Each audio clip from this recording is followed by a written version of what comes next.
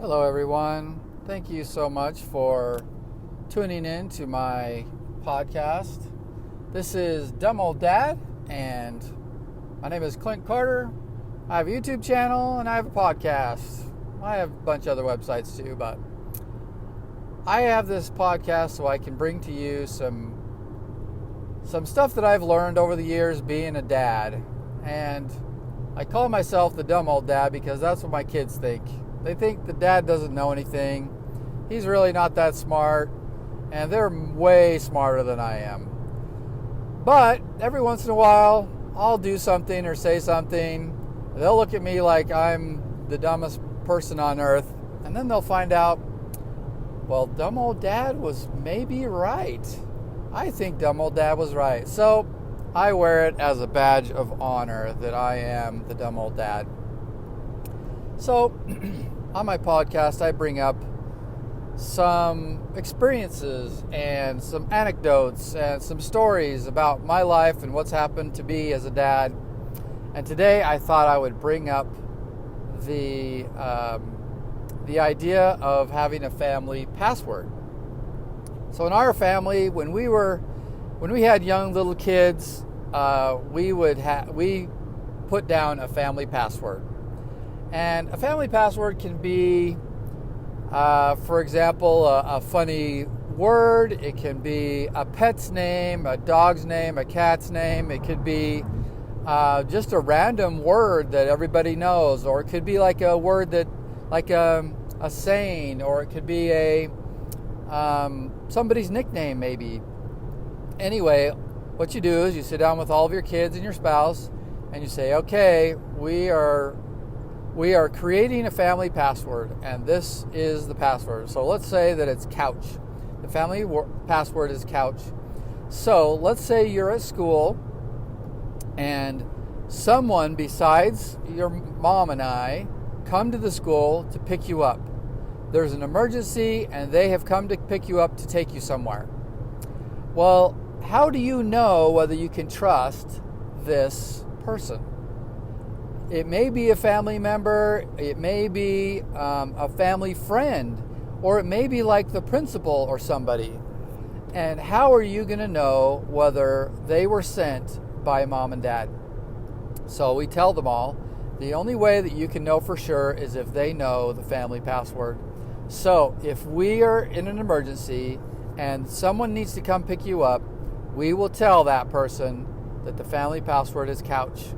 But you will need to ask. So if somebody comes to pick you up and they say, we need to go right now, come with us, you need to ask them, I'm not going to go unless I hear the family password. And then you will know whether it really did come from us. So we created one just like that for our kids.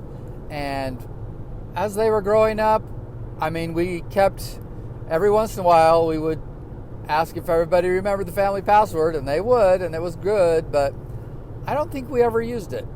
I don't think we ever got into a situation where it was a little scary and we weren't sure where everybody was and had to go pick up one of the kids. So fast forward to this last year, and I was redoing our insurance cards for our cars, and so I was texting all of my kids because I needed their driver's license numbers. And I needed that for the insurance company so they could put it on, all of our vehicles. So I sent it off to one of the girls, sent it off to one of the boys, and they immediately text back a picture of their license. And so I was like, oh, cool, good. And then my youngest daughter, instead of texting back a picture of her license or a picture of her actual license number, she said, what's the family password? And I thought that was the coolest thing ever. Here, this girl, we haven't talked about family passwords in forever. It's been years and years and years, and she still remembered, and she wanted to verify who I was and if I am who I say I was. So I texted her back the family password with a big, huge smile on my face that it worked. After all these years, it still worked, that the family password helped her to know that it really was Dad sending that message. So, I don't know, there's something very deep and profound about family passwords.